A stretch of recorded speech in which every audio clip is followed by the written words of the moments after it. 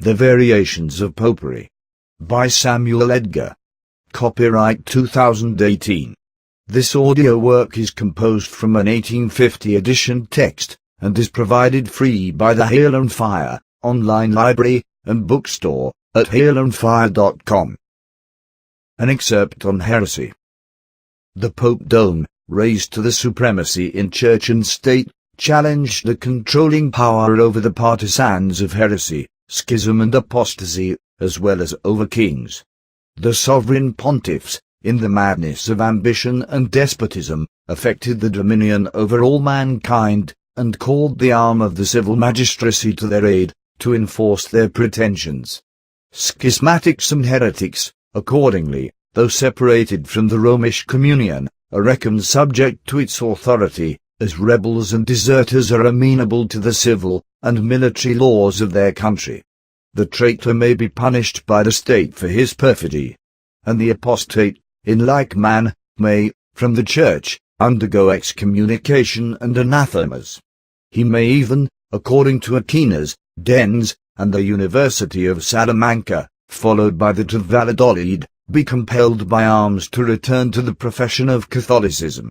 This assumption of power and authority has given rise, as might be expected, to long and sanguinary persecutions. Christendom, on the subject of persecution, has witnessed three distinct periods. One commenced with the era of redemption, and ended at the accession of Constantine, the first Christian emperor. During this period, Christians disavowed all persecution both in theory and action.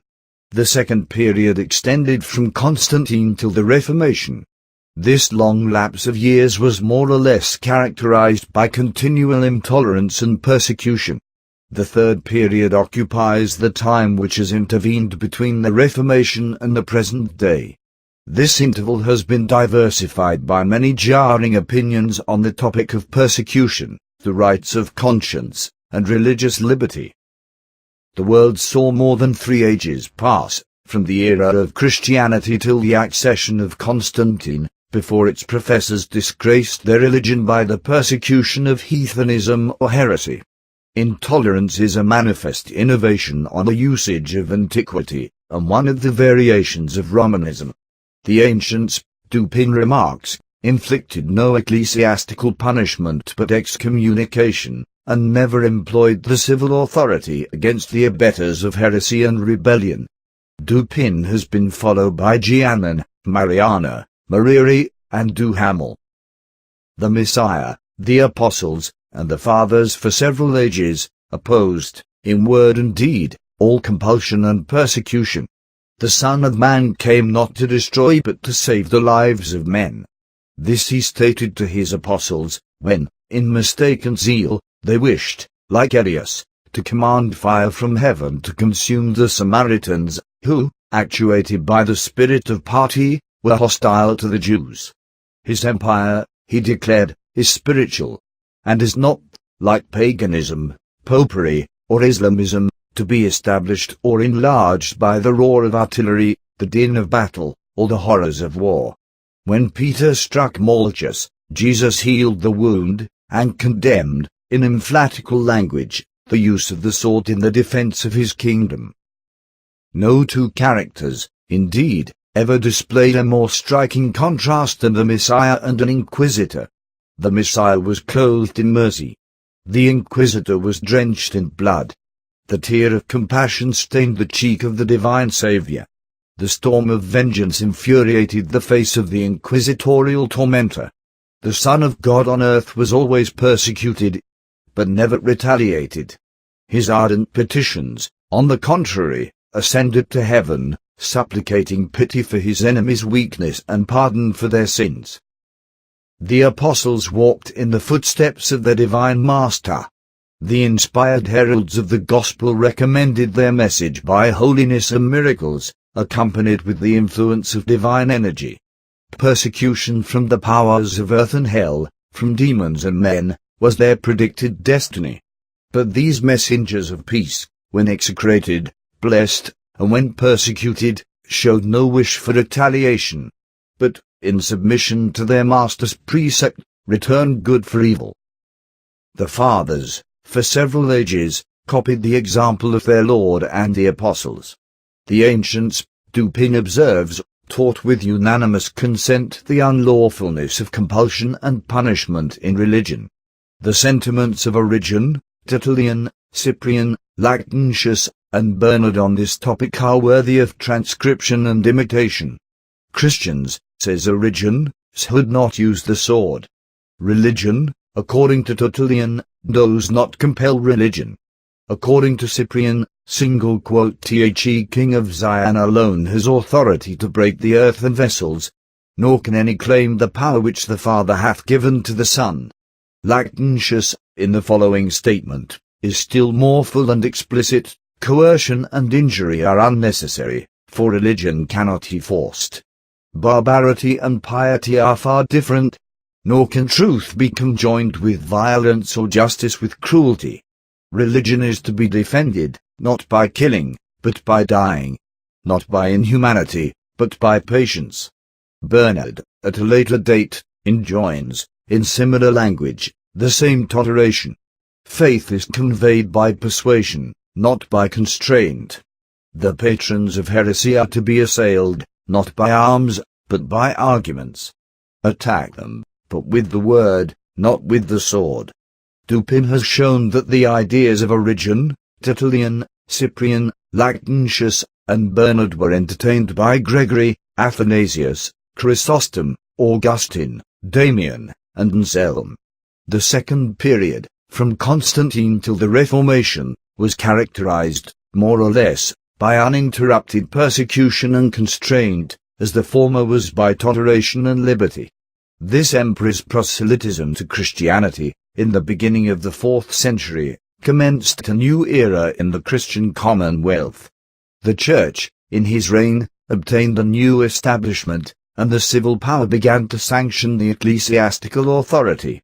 The magistracy learned to act in unison with the clergy. The emperor, however, was not a persecutor of paganism. He extended to heathenism the toleration which he withheld from heresy. The prudent monarch, unwilling to alarm pagan suspicion, advanced with slow and cautious steps to undermine the irregular and decayed fabric of gentilism. He condemned indeed the arts of divination, silenced the oracles of polytheism which had been convicted of fraud and falsehood, and demolished the temples of Phoenicia, which, in the face of day, displayed all the abominations of prostitution to the honor of Venus. But he tolerated the priests, the immolations, and the worship of the Grecian and Roman gods of antiquity. Constans and Constantius imitated the example of Constantine. Facts and monuments still remain, to attest the public exercise of idolatry during their whole reign. Many temples were respected or at least spared, and the patrons of paganism, by permission or connivance, enjoyed, notwithstanding the imperial laws, the luxury of sacrifices, processions, and festivals. The emperors continued to bestow the honors of the army and the state on Christians and heathens, whilst wealth and honor, in many instances, patronized the declining institutions of polytheism. Julian's reign was characterized by apostasy, and Jovian's brevity. Valentinian was the friend of toleration. The persecution of paganism commenced in the reign of Gratian, and continued through the reigns of Theodosius, Arcadius, and Honorius. Gratian and Theodosius were influenced by Ambrosius, Archbishop of Milan, and the clergy, in general, misapplied the laws of the Jewish theocracy and the transactions of the Jewish annals, for the unchristian and base purpose of awakening the demon of persecution against the mouldering remains of Grecian and Roman superstition. Gratian abolished the pretensions of the pagan pontiff, the honors of the priests and vestals, transferred their revenues to the use of the church, the state, and the army, and dissolved the ancient fabric of polytheism, which had dishonored humanity for the lengthened period of 1100 years. Theodosius finished the work of destruction which Gratian had begun. He issued edicts of proscription against Eastern and Western Gentilism. Synegus, Jovius, and Gaudentius were commissioned to close the temples, destroy the instruments of idolatry, and confiscate the consecrated property. Heavy fines were imposed on the use of frankincense and libations. The temples of the gods were afterwards demolished. The fairest structures of antiquity, the splendid and beautiful monuments of Grecian architecture were, by mistaken and barbarian zeal, levelled with the dust. The sanctified Martin of Turin, Gaul, marched at the head of its tattered monks to the demolition of the fans, the idols, and the consecrated groves of his extensive diocese. Martin's example was followed by Marcellus of Syria, whom Theodorus calls divine, and by Theophilus, Patriarch of Alexandria. A few of these grand edifices, however, were spared by the venality or the taste of the civil or ecclesiastical governors. The Carthaginian temple of the celestial Venus was converted into a Christian church, and a similar consecration rescued from ruin the majestic dome of the Roman Pantheon. Gentilism, by these means, was, in the reign of Arcadius and Honorius, expelled from the Roman territory.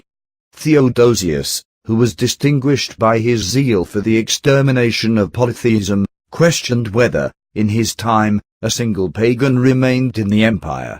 Its ruin affords perhaps the only example in the annals of time of the total extirpation of an ancient and popular superstition, and presents, in this point of view, a singular event in the history of the human mind. But the friend of Christianity and his species must, in many instances, lament the means by which the end was effected. Paganism was indeed an unwieldy and hideous system of abomination and folly, and its destruction, by lawful means, must have been the wish of every friend of God and man. But the means, in this case, often dishonored the end. Coercion, in general, was substituted for conviction, and terror for the gospel. One blushes to read of Symmachus and Libanius, two heathen orators, pleading for reason and persuasion in the propagation of religion. Whilst a Theodosius and an Ambrosius, a Christian emperor and a Christian bishop, urge violence and constraint. The whole scene opens a melancholy but striking prospect of human nature. The Christians, while few and powerless, deprecated the unhallowed weapons of persecution wielded with such fury by the pagans. But the situation of the two is no sooner reversed, than the heathens, who were the former partisans of intolerance, recommend forbearance, and the Christians, the former advocates of toleration, assume the unholy arms of proscription. The hostility of the secular arm under the emperors was not restricted to Gentilism. Heresy, as well as heathenism, became the object of imperial persecution.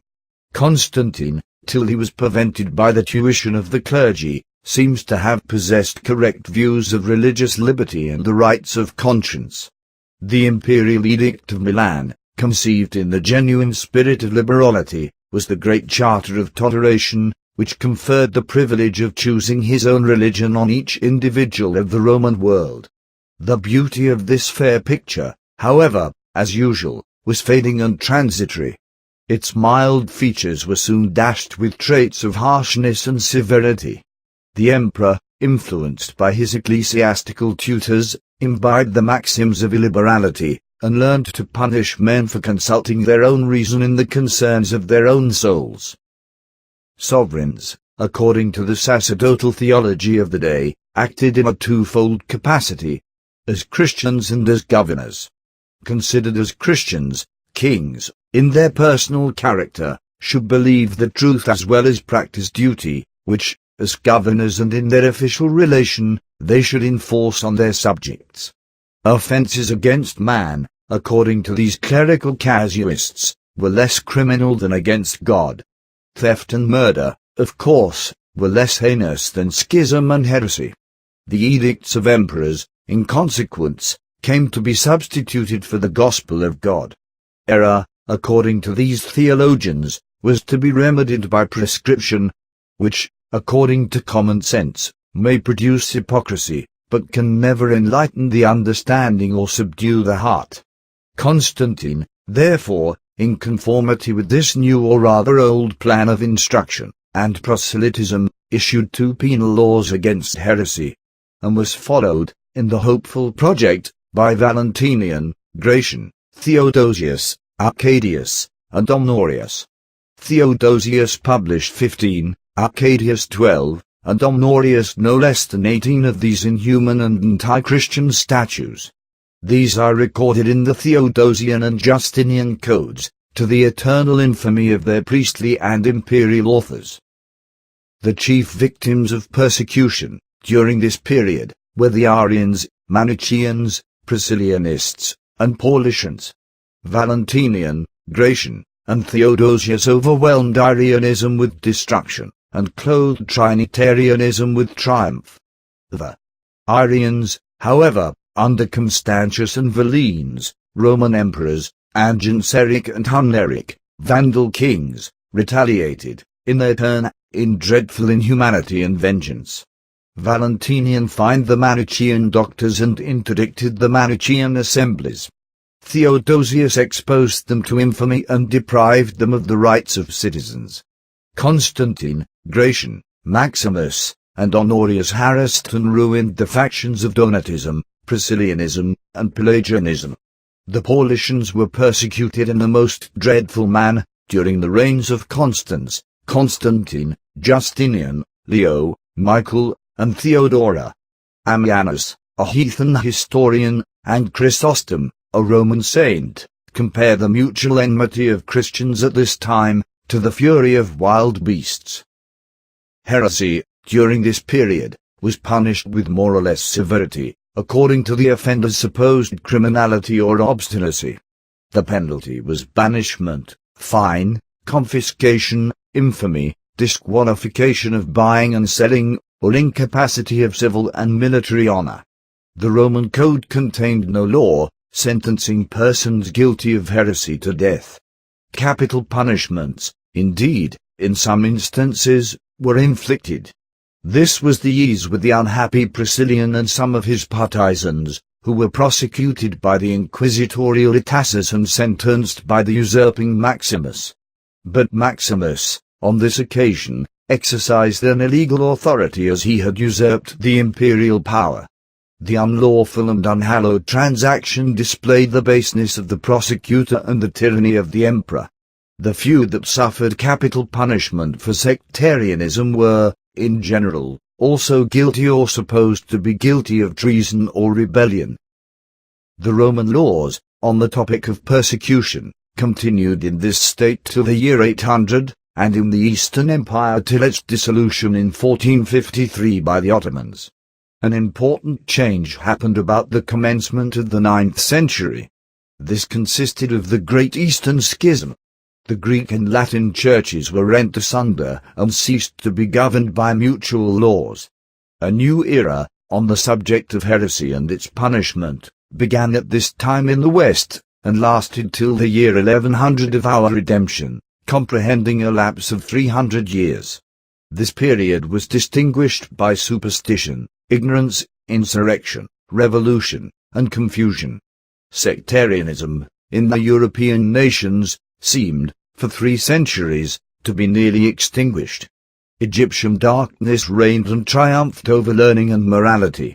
The world sunk into a literary lethargy, and, in the language of some historians, slept the sleep of orthodoxy. Learning, philosophy, religion, error, and sectarianism reposed in inactivity, or fled from the view, amidst the wide and debasing dominion of ignorance, immorality, and superstition, which superseded the use of the Inquisitor and Crusader. The revival of sectarianism followed the revival of letters. Many denominations of this kind appeared, in the beginning of the 12th century, among the European nations, such as the Paulicians, Catharians, Honricians, Waldenses, and Albigenses. The Waldenses and Albigenses were the most numerous and rational, and therefore the most formidable to the papacy. All these concurred in hostility to Romanism, as a system of error and superstition. The usurpation and despotism of the Popedom were the chief objects of their enmity and opposition. The despotism and immorality of the clergy exposed them to the indignation of sectarian zeal. Philosophy in its first dawn, learning in its feeblest glimmerings, discovered the deformity and shook the domination of the papacy. The revival of literature, however, was not the only cause of opposition to Romanism. Many reasons concurred. The reign of superstition, the traffic of indulgences, the dissensions between the emperors and the pontiffs, the wars, which, for 200 years, had desolated the Christian world, the luxury of the bishops and inferior clergy, all these tended to arouse the hostility of men against the overgrown system of ecclesiastical tyranny. This hostility against the principles of Popery produced a reaction and enmity against the partisans of sectarianism. Rome plied all her spiritual artillery, and vented her rage in excommunication and massacre. Heresy, or rather truth and holiness, were assailed by kings, theologians, popes, councils, crusaders, and inquisitors. Princes wielded the secular arm against the abettors of heresy. Frederick the German emperor, and Louis the French king, as well as many other sovereigns, enacted persecuting laws against the Waldenses and Albigenses. Frederick, in 1224, promulgated 4 edicts of this kind from Padua. His Majesty, in his imperial politeness, began with calling the Albigenses vipers, snakes, serpents, wolves, angels of wickedness, and sons of perfidy, who were descended from the author of iniquity and falsehood, and insulted God and the Church. Pretending to the authority of God for his inhumanity, he execrated all the patrons of apostasy from Catholicism, and sentenced heretics of every sect and denomination alive to the flames, their property to confiscation, and their posterity, unless they became persecutors, to infamy. The suspected, unless they took an oath of exculpation, were accounted guilty. Princes were admonished to purify their dominions from heretical perversity, and, if they refused, their land might without hesitation be seized by the champions of Catholicism. This was the first law that made heresy a capital offense. The emperor also patronized the Inquisition, and protected its agents of torture and malevolence. Louis, in 1228, issued similar enactments. He published laws for the extirpation of heresy, and enjoined their execution on the barons and bailiffs. He rendered the patrons and protectors of error incapable of giving testimony, making a will, or succeeding to any honor or emolument. The sainted monarch encouraged the work of death, and in the language of Pope Innocent, diffused through the crusading army the natural and hereditary piety of the French kings. He forced Raymond, Count of Toulouse, to undertake the extermination of heresy from his dominions, without sparing vassal or friend. Alfonso, King of Aragon, and several others copied the example of Frederick and Louis. The emperors were sworn to exterminate heretics. The Emperor Henry, according to Clement, in the Council of Vienna took an oath, obliging His Majesty to eradicate the professors and protectors of heterodoxy. A similar obligation was imposed on the Emperor of Germany, even after the dawn of the Reformation. He was bound by a solemn oath to extirpate, even at the hazard of his life and dominions, all whom the pontiff condemned. Saints and pontiffs, in these deeds of inhumanity, imitated emperors and kings. Louis, who enacted such statutes of cruelty, was a saint as well as a sovereign. Aquinas was actuated with the same demon of malevolence, and breathed the same spirit of barbarity. Heretics, the angelic doctor declares, may not only be excommunicated but justly killed. Such, the Church consigns to the secular arm, to be exterminated from the world by death. Heretici possunt non solum excommunicare, sed et just occidi. Ecclesia relinquitium judici seculari mundo exterminandum per mortem. Aquinas, 2:11. 3. p.48. Dominic, Osma, Arnold, Conrad, Rayner, Guy, Castelnau, Guido, Rodolphe, and a long train of saints and doctors might be named, who, for supporting the work of murder and extermination, were raised to the honors of canonization. The pontiffs, like the kings and saints, encouraged, with all their influence, the system of persecution and cruelty. Urban, Alexander, Lucius, Innocent, Clement, Honorius, and Martin gained an infamous notoriety for their ruthless and unrelenting enactments against the partisans of Albigensianism, Waldensianism, and Wycliffism. Urban II, in 1090, decided that the person who, inflamed with zeal for Catholicism, should slay any of the excommunicated, was not guilty of murder, non enemeos homicides arbitrama, quos adversus excommunicatos, zelo Catholicae matris ardens, aliquierum trucidus contingerit. Pito. The assassination of a man under the sentence of excommunication, his infallibility accounted only a venial crime. His holiness must have excelled in the knowledge of casuistry. His morality, however, is characterized by the epithets diabolical and infernal.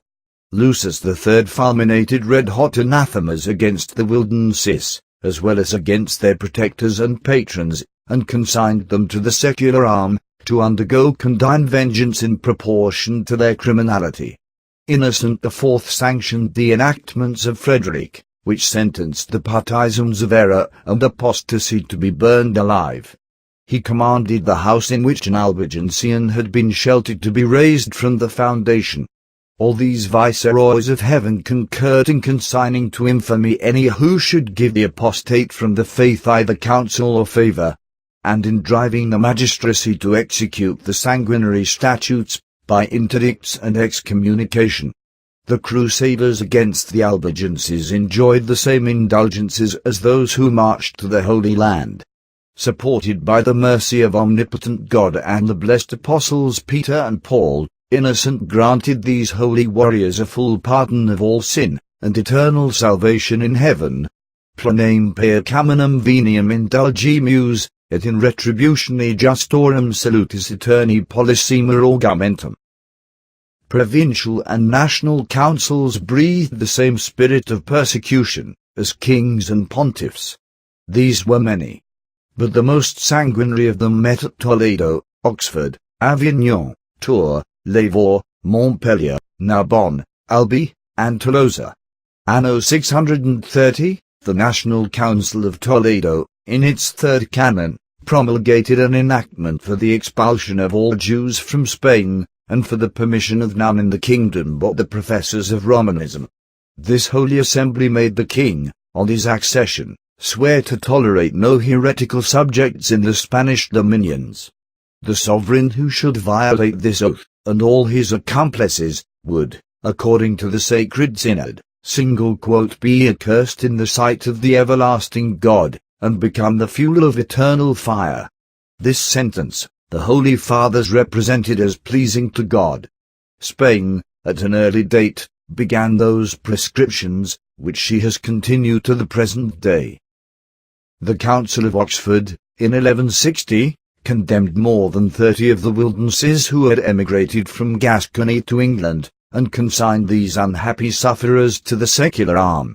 Henry II ordered them, man and woman, to be publicly whipped, branded on the cheek with a red-hot iron, and driven half-naked out of the city, while all were forbid to grant these wretched people hospitality or consolation. None therefore showed the condemned the least pity. The winter raged in all its severity, and the Waldenses in consequence perished of cold and hunger. Prispit hereticae infamii characterine frontibus minuri, et spectant populo, verges coercitos, urb expellid, districts proebens, enikios vel hospitio recipa, vel aliquosalatio confovia, presumerit. Algoris intolerantia. Haems quiperat, nem in vel exigum misericordii impendent, misa intererunt. The councils of Tours, Lavaux, Albi, Narbonne, Béziers, and Tolosa issued various enactments of outlawry and extermination against the Albigenses and Waldenses. These, according to the sentence of those sacred synods, were excommunicated every Sunday and festival, while, to add solemnity and horror to the scene, the bells were rung and the candles extinguished. an inquisitorial deputation of the clergy and laity was commissioned for the detection of heresy and its partisans. The barons and the magistracy were sworn to exterminate heretical pollution from their lands. The barons who through fear or favour should neglect the work of destruction, forfeited their estates, which were transferred to the active and ruthless agents of extirpation. The magistracy, who were remiss, were stripped of their office and property. All were forbidden to hold any commerce in buying or selling with these sectarians, that, deprived of the consolations of humanity, they might, according to the Council of Tours, be compelled to renounce their error. No person was allowed to afford them succour or protection. The house, in which the Albigensian sheltered his head, was, as if contaminated with his presence, to be demolished and the ground confiscated. The grave itself could not defend the heretical tenants of its cold domains from the fury of the Inquisitor. The body or the bones of the Albigenses that slept in the dust were to be disinterred, and the mouldering remains committed, in impotent and unavailing vengeance, to the flames. The Council of Tolosa, in 1229, waged war on this occasion against the Bible as well as against heresy. The Sacred Synod strictly forbade the laity to possess the books of the Old and New Testament in the vernacular idiom. A layman, in the language of the Holy Fathers, might perhaps keep a psalm book, a breviary, or the Hours of Holy Mary, but no Bible. This, Valli admits, was the first prohibition of the kind. 12 revolving ages from the commencement of Christianity had rolled their ample course over the world, and no assembly of men had dared to interdict the book of God. But a synod, in a communion boasting unchangeability, arrogated at length the authority of repealing the enactment of heaven and the practice of 1200 years. These provincial synods were sanctioned by general councils, which therefore were blessed with infallibility. These comprehended 4 of the Lateran, and those of Constance and Siena. Anno 1139, the Second Council of the Lateran, in its 23rd canon, excommunicated and condemned the heretics of the day who affected a show of piety. These, the infallible assembly commanded the civil powers to suppress, and consigned their protectors also to the same condemnation. The Third General Council of the Lateran issued a canon of a similar kind, but of greater rigour and severity. This unerring assembly, in its 27th canon, and supported by the mercy of God and the authority of Peter and Paul, excommunicated on Sundays and festivals, the Cathari of Gascony, Albi, and Tolosa, and the sentence extended to all their protectors, who admitted those sons of error into their houses or lands, or to any kind of traffic or commerce. Their possessions were consigned to confiscation and themselves to slavery, while any who had made a treaty or contract with them were acquitted of their engagement. Crusaders were armed against these adherents of heresy, and the holy warriors were encouraged in the work of extermination and death by indulgences and the assurance of eternal felicity. But no oblation was to be offered for the souls of the heretics, and their dead were refused Christian burial on consecrated ground. The Fourth General Council of the Lateran, in 1245, surpassed all its predecessors in severity. These persecuting conventions seem to have risen above each other by a regular gradation of inhumanity. The third excelled the second on the scale of cruelty, and both again were exceeded by the fourth, which indeed seems to have brought the system of persecution to perfection. This infallible assembly pronounced excommunication, anathemas, and condemnation against all heretics of every denomination, with their protectors, and consigned all such to the secular arm for due punishment. Excommunicamus et anathematisamus omnem heresim, condemnantes universos hereticos, quibuscum amenabus and sancta. Lab. 13. The property of these sons of apostasy, if laymen, was, according to the Holy Fathers, to be confiscated, and, if clergymen, to be conferred on the Church. The suspected, unless they proved their innocence, were to be accounted guilty, and avoided by all till they afforded condign satisfaction. Kings were to be solicited, and, if necessary, compelled by ecclesiastical censures, to exterminate all heretics from their dominions. The sovereign, who should refuse, was to be excommunicated by the metropolitan and suffragans, and, if he should prove refractory for a year, the Roman pontiff, the vicar general of God, was empowered to transfer his kingdom to some champion of Catholicism and absolve his vassals from their fealty. The populace were encouraged to engage in crusading expeditions for the extinction of heterodoxy. The adventurers in these holy wars enjoyed the same indulgences and the same honors as the soldiery that marched to the Holy Land. The prelacy were enjoined to bind the people of their vicinity by oath to inform, if they knew any guilty or suspected of heresy. Any, who should refuse to swear, were to be considered as guilty, and the bishops, if remiss in the execution of their task, were threatened with canonical vengeance. The General Council of Constance, in 1418, sanctioned the canons of the Lateran. The Holy and Infallible Assembly, in its 45th session, presented a shocking scene of blasphemy and barbarity. Pope Martin, presiding in the Sacred Synod and clothed with all its authority, addressed the bishops and inquisitors of heretical perversity, on whom he bestowed his apostolic benediction. The eradication of error and the establishment of Catholicism, Martin represented as the chief care of himself and the council. His infallibility, in his pontifical politeness, characterized Wycliffe, Huss, and Jerome, as pestilent and deceitful heresiarchs, who, excited with truculent rage, infested the Christian fold, and, in his supremacy's beautiful style, made the sheep putrefy with the filth of falsehood. The partisans of heresy through Bohemia, Moravia, and other kingdoms, His Holiness described as actuated with the pride of Lucifer, the fury of wolves, and the deceitfulness of demons. The pontiff, then, supported by the council, proceeded, for the glory of God, the stability of Romanism, and the preservation of Christianity, to excommunicate these advocates of error, with their pestilent patrons and protectors, and to consign them to the secular arm and the severest vengeance. He commanded kings to punish them according to the Lateran Council. The above-mentioned inhuman enactments of the Lateran, therefore, were to be brought into requisition against the Bohemians and Moravians.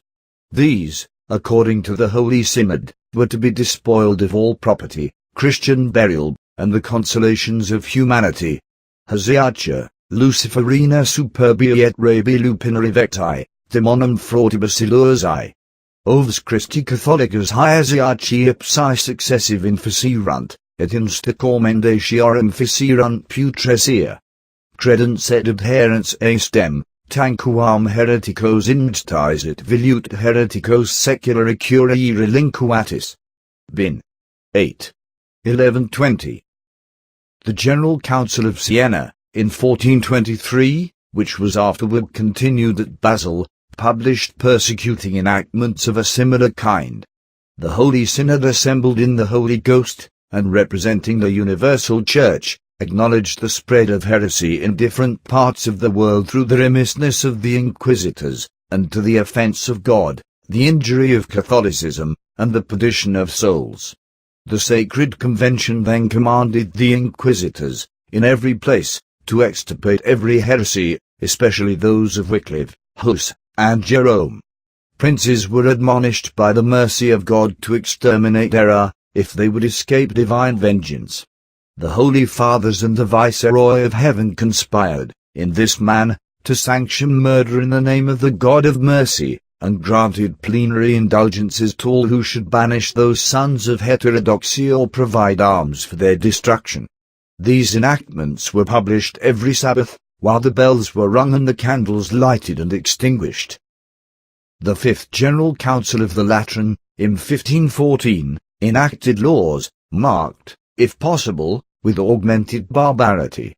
Dissembling Christians of every kind and nation, heretics polluted with any contamination of error were, by this infallible gang of ruffians, dismissed from the assembly of the faithful, and consigned to the Inquisition, that the convicted might undergo due punishment, and the relapsed suffer without any hope of pardon.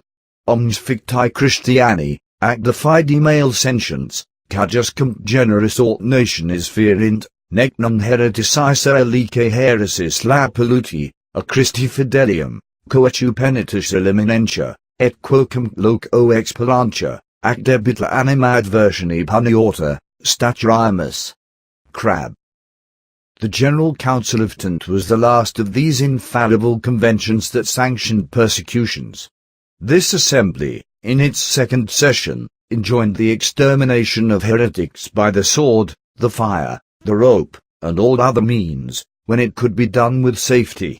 The Sacred Synod again, in the last session, admonished all princes to exert their influence to prevent the abettors of heresy from misinterpreting or violating the ecclesiastical decrees, and to oblige these objectors, as well as all their other subjects, to accept and to observe the synodal canons with devotion and fidelity.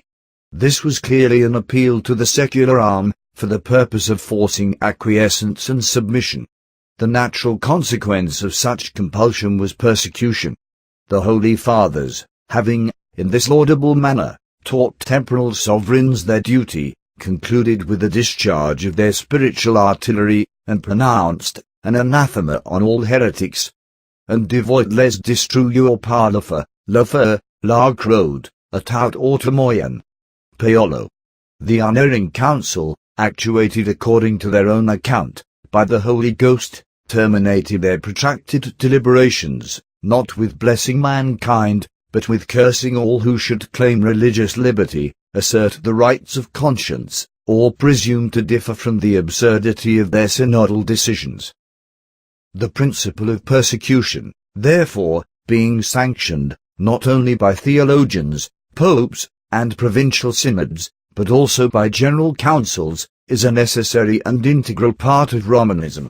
The Romish communion has, by its representatives, declared its right to compel men to renounce heterodoxy and embrace Catholicism, and to consign the obstinate to the civil power to be banished, tortured, or killed.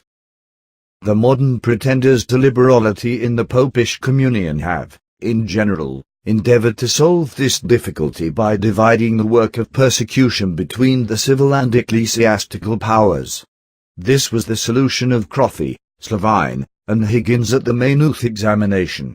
The canons of the Lateran, these doctors pretend, were the acts of both church and state. These councils were conventions of princes as well as of priests, of kings as well as of clergy. Their enactments therefore were authorized by the temporal as well as by the spiritual authority. But the laity never voted in councils. The prelacy, accordingly, Crothy admits, had the sole right of suffrage, and these canons, in all their barbarity, were suggested by the episcopacy, by whom they were recommended to princes and kings. The clergy even urged the laity to these deeds of carnage by interdicts and excommunication. The solution, even on the supposition of concurrence or collusion between the church and state, is a beautiful specimen of Shandean dialectics.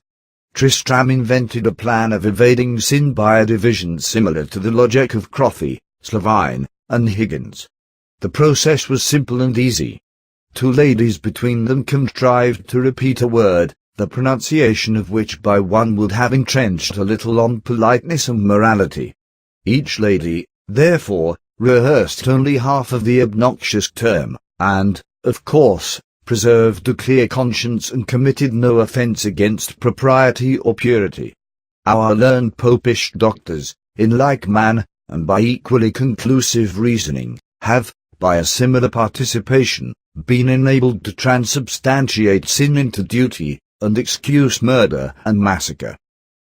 The authority of the Lateran, Constantian, and Sienon canons may be shown in another way. Popish Christendom, without a single murmur of opposition, acquiesced in these decisions, and in their accomplishment in the massacre of the Albigenses. None, among either the clergy or laity, remonstrated or reclaimed.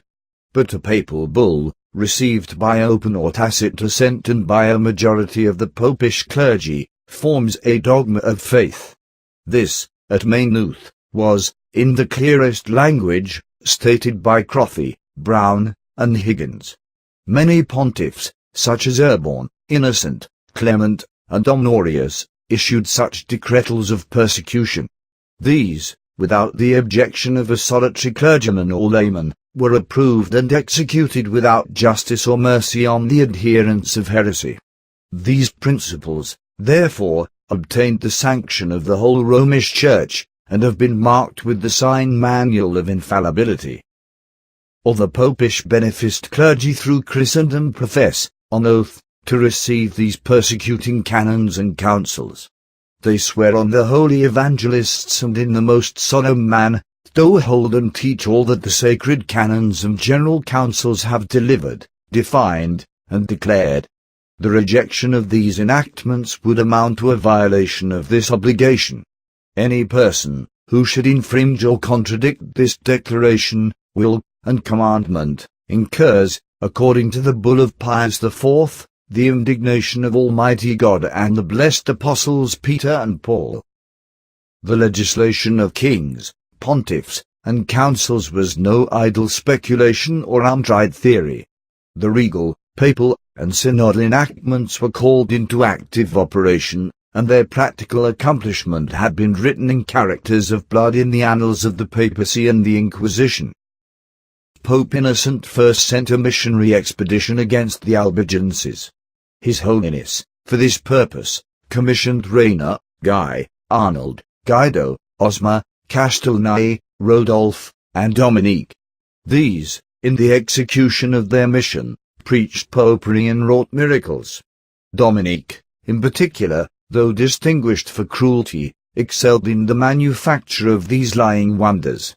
But the miracles and sermons, or rather the imposition and balderdash, of these apostles of superstition and barbarity, excited only the derision and scorn of these sons of heresy and error. The obdurate people, says Benedict, showed no desire for conversion, but, on the contrary, treated their instructors with contempt and reproach. An infinite number, says Nanges, obstinately adhered to their error. According to Mariana, The Albigenses increased every day and, in their stupidity, rejoiced in their own blindness. The Gospel of Castelnau, Rainer, and Arnold, Vully grants, met with no attention, and, therefore, according to Giannon's admission, made no impression. Elias de legast travailierent quelcanis avec biorco desili, et peu de fruit. Sans qu'il perat qu'il les heretics facent touches d'aucune désir de conversion. Benedict and Mariana. Aliae, quorum infinite serat numerus, seropatina cita inheribantari. Nanges and Datchery. Tous les trois essimirent to faire des sermons, qui n'y furent point courts. Vully, Giannon. His infallibility, Pope Innocent III, finding the inefficiency of his gospel as preached by Dominique, proclaimed, by his bulls, a crusade against the Albigenses. Supported by divine aid, His Holiness, in the name of the Lord of Hosts, granted all who should march against the Albigensian pestilence, the pardon of sin, the glory of martyrdom, and the possession of heaven. The pontiff, by special favor and indulgence, gave the hero of the cross, if he fell in battle, an immediate passport, by a short way, to heaven, without ever touching on purgatory. Nos per indulgentias innovatas crucis ignatos et fidelis alios exitamus, ut ad exter pandem pestum hang, divino friti auxilio, precedent in nomen Domini Sabaoth. Alex. Vully, Thwin. Benedici. These rewards assembled 500,000 of holy warriors, composed of bishops, soldiers, canons, and people, from Italy, France, and Germany, ready to riot in blood for the honor of God, the good of society, the defense of Romanism, and the extinction of heresy. This army was led by the Earl of Montfort, whom ambition and hypocrisy marked for the hero of a holy war.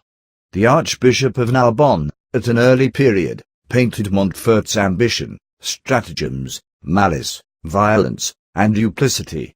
But the contemporary historians ascribed his exploits to zeal and piety, while Raymond, Count of Toulouse, who was Montfort's rival and protector of the Albigenses, was, on the contrary, characterized as a member of the devil, the son of perdition, the eldest born of Satan, the enemy of the cross, the defender of heresy, and the oppressor of Catholicism. Vrai member du diable, fils de perdition, fils de Satan, ennemi de la croix. Vali. Mariana. This holy war, during its campaigns, exhibited a great diversity of battles and sieges.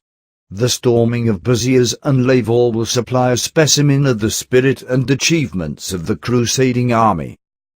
The city of Béziers was taken by storm in 1209, and the citizens put to the sword without distinction of condition, age, sex, or even religion. When the Crusaders and Albigenses were so mixed that they could not be discriminated, Arnold, the papal missionary, commanded the soldiery to kill all and God would know his own. Tues lestus, tu canoit circisum telia. So exentimil habitants passer and parla filder epi. Vali. 700 were slain in the church. Daniel reckons the killed at 30,000. Mézeray and Vlie, as well as some of the original historians, estimate the number who were massacred at 60,000.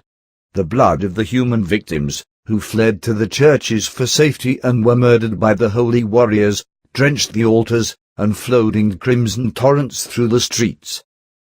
Lavaux was taken by storm in 1211. Aymeric the governor was hanged on a gibbet, and Girarda his lady was thrown into a well and overwhelmed with stones.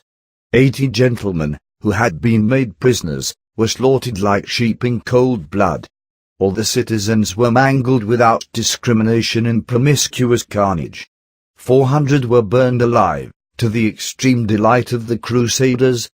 De Vincentials homes prisonniers furent égorges de sang-froid.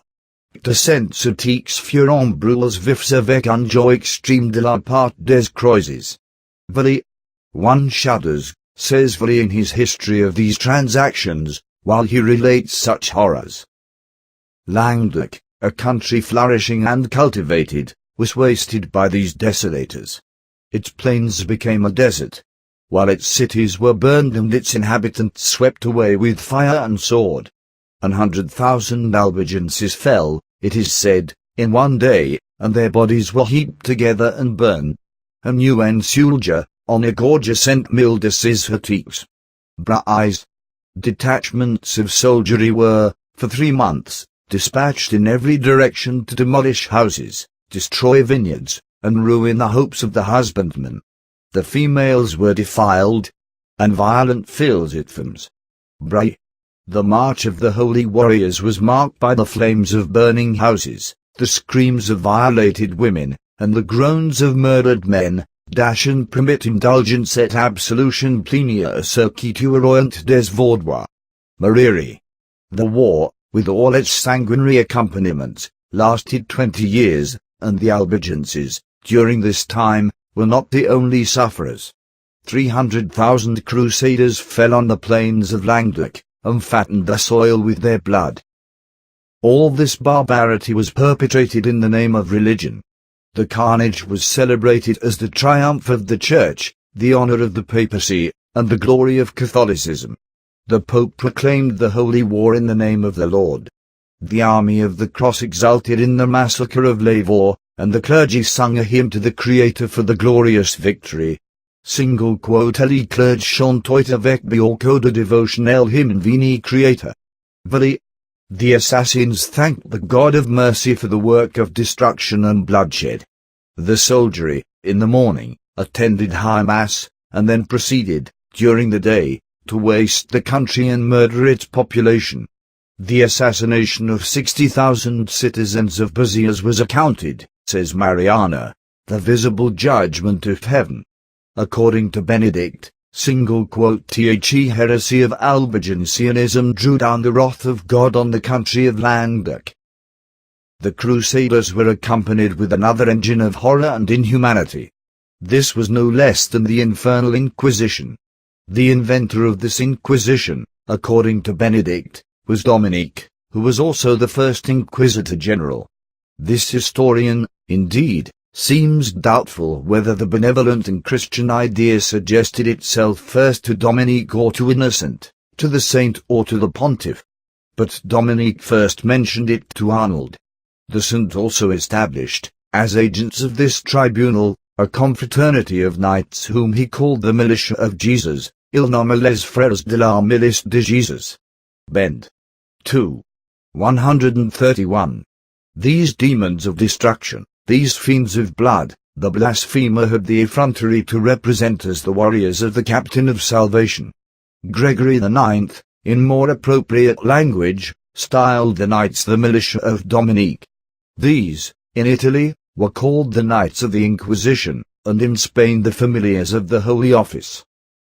Benedict is quite out of temper with some historians, who would rob Dominic of the glory of being the first inquisitor, and who bestow that honor on Rodolphe, Castelnau, and Arnold.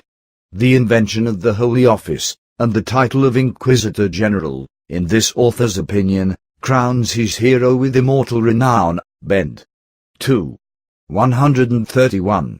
The historian of Waldensianism therefore, has eternalized his patron's name, by combining it with an institution erected for human destruction, associated with scenes of blood, and calculated to awaken horror in every mind which retains a single sentiment of humanity. Dominic, it must be granted, was well qualified for his office. He possessed all that impregnable cruelty, which enabled his mind to soar above every feeling of compassion, and to extract pleasure from scenes of torture and misery. The torments of men or, at least, of heretics were his enjoyment. The saint, in satanic and unsated malignity, enjoyed the spectacle of his victims' bleeding veins, dislocated joints, torn nerves, and lacerated limbs, quivering and convulsed with agony. Proofs of his inhumanity appeared, in many instances, in the Holy War and in the Holy Office. During the crusade against the Albigenses, though a pretended missionary, he encouraged the holy warriors of the cross in the work of massacre and murder. He marched at the head of the army with a crucifix in his hand, and animated the soldiery to deeds of death and destruction. Dominique animoit les soldats, le crucifix à la main. Dominique marchoit à la tête de l'armée, avec un crucifix à la main. Bend. 1. 248, 249. Single quote les catholiques animés par les exhortations de Dominique. Marian. 2. This was the way of disseminating Dominique's gospel. The cross, which should be the emblem of peace and mercy, became, in perverted application, the signal of war and bloodshed. And the professed apostle of Christianity preached salvation by the sword and the Inquisition. The Holy Office as well as the Holy War showed Dominique's cruelty. The Inquisition, indeed, during his superintendence, had no legal tribunal, and the engines of torment were not brought to the perfection exhibited in modern days of Spanish inquisitorial glory. But Dominic, notwithstanding, could, even with this bungling machinery and without a chartered establishment, gratify his feelings of benevolence in all their refinement and delicacy. Dislocating the joints of the refractory Albigensian, as practiced in the Tolosan Inquisition, afforded the saint a classical and Christian amusement. This kind operation he performed by suspending his victim by a cord, affixed to his arms that were brought behind his back, which, being raised by a wheel, lifted off the ground the suspected Waldensian, man or woman, who refused to confess till forced by the violence of torture. In corda levitas aliquantulum. Negungesi quicam de hiazide confessium nisi per violentium tormentorum. Limborch, IV. 29. Innocent commissioned Dominic to punish, not only by confiscation and banishment, but also with death. And, in the execution of his task, he stimulated the magistracy and populace to massacre the harmless professors of Waldensianism. His saintship, by words and miracles, convicted 180 Albigenses, who were at one time committed to the flames. Firunt aliquando simul existici lex ex heretici Albigenses, cum antoi verbis et miraculisios est dominicus conversit. Bell, de Lake. 3. 22. v. 3. Such was the man or monster, who, to the present day, is a full-length saint in the Roman calendar. The miscreant is an object of worship in the Popish communion. The Roman breviary lauds his merits and doctrines which enlightened the Church, his ingenuity and virtue which overthrew the Tolos and heretics, and his many miracles which extended even to the raising of the dead. The Roman Missal, having eulogized his merits, prays for temporally through his intercession. Deus, qui ecclesiam charam biti dominis confessoris illumina dignatus is meritus et doctrines, concediut Asia's intercessioni, temporalibus non destituatur auxiliis. Miss. Bom. 463. Breve. Romans. 906. The Holy Infallible Church, in this man, proffers adoration to the canonized Dominic, who was the first Inquisitor General, and one of the greatest ruffians that ever disgraced humanity. The Inquisition was first established in Languedoc. The Council of Toulouse, in 1229, appointed a priest and 3 laymen to search for the partisans of heresy. The Synod of Orbi, in 1254, commissioned a clergyman and a layman to engage in the same odious task, and this commencement constituted this infernal institution in its infancy. The tribunal afterward received various alterations and fresh accessions of power, till, at length, it was authorized in Spain, Portugal, and Goa to try the suspected, not only for heresy, but also for blasphemy, magic, sorcery, witchcraft, infidelity, and Judaism, and to punish the convicted with infamy, imprisonment, galley slavery, banishment, outlawry, confiscation of property, and consignment to the flames in an act of faith. Lab. 13.1236. It's 14. 153. Valley, 4. 132. Dellen. C. 2. Mariana, 4. 362. The Holy Office admitted all kinds of evidence. Suspicion alone would subject its object to a long course of imprisonment in a dungeon, far from all intercourse with friends or society. A malefactor or a child was allowed to be a witness. A son might depose against his father, or a wife against her husband. The accuser and the accusation were equally unknown to the accused, who was urged by the most treacherous means to discover on himself. His feelings, in the meantime, were horrified by a vast apparatus of crosses, imprecations, exorcisms, conjurations, and flaming piles of wood, ready to consume the guilty. Mariana, 4. 362, 363. Marieri, 5. 130. Dellen, c. 13. Giannon, XXXII. 5. The racking defect of evidence was applied.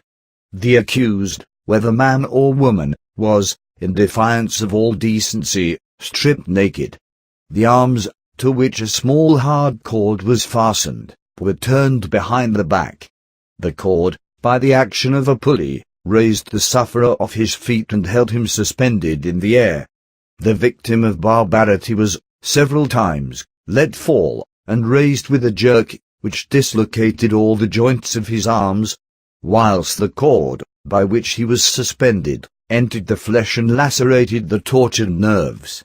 Heavy weights were frequently, in this case, appended to the feet, and when the prisoner was raised from the earth by the arms, strained the whole frame, and caused a general luxation of the shattered system. The cord was sometimes twisted round the naked arm and legs, till it penetrated to the bone through the ruptured flesh and bleeding veins. Limborch, 4. 29. This application of the rack, without evidence, caused many to be tortured who had never committed the sin of heresy. A young lady, who was incarcerated in the dungeon of the Inquisition at the same time with the celebrated Beherkia, will supply an instance of this kind. This victim of inquisitorial brutality, notwithstanding her admitted attachment to Romanism, endured the rack till all the members of her body were rent asunder by the infernal machinery of the Holy Office. An interval of some days succeeded, till she began, notwithstanding such inhumanity, to recover. She was then taken back to the infliction of similar barbarity. Small cords were twisted round her naked arms, legs, and thighs, till they cut through the flesh to the bone, and blood, in copious torrents, streamed from the lacerated veins. 8 days after, she died of her wounds, and was translated from the dungeons of the Inquisition to the glory of heaven. The celebrated Orobio endured the rack for the sin of Judaism.